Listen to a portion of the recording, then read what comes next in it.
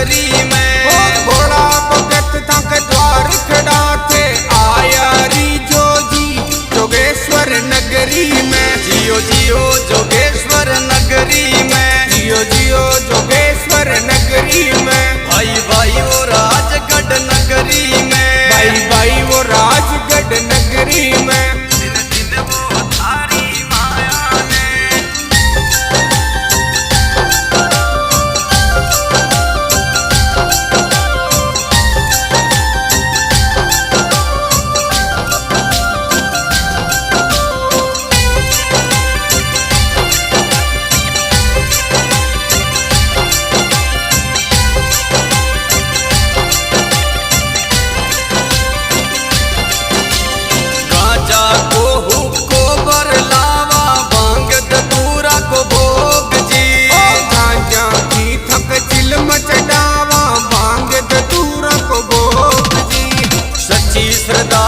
शरण में आवे वाका मिटावो रोग जी। सच्ची सदा शरण में आवे वाका मिटाओ रोग जी।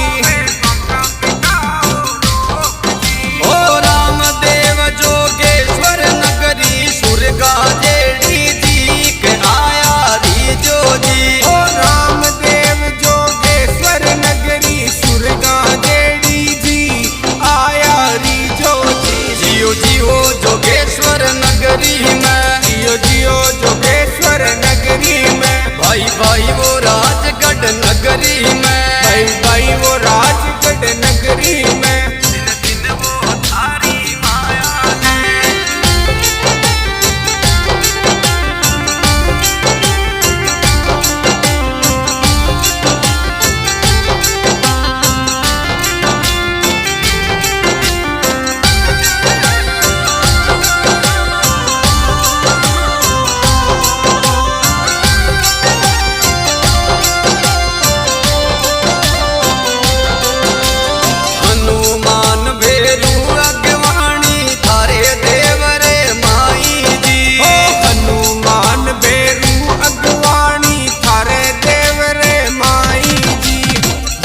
डमा डम डमरू बाजे राजगढ़ के माई जी।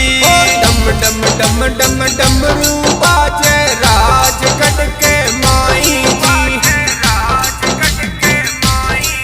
ओ ई कलयुग में प्रजा खूब देव महिमा अपरम पार आया रीजो जी। ओ ई कलयुग में प्रजा खूब दिया महिमा अपरम पार आया रीजो जी। जियो जियो जोगेश्वर नगरी में, जियो जियो जोगेश्वर नगरी में। भाई भाई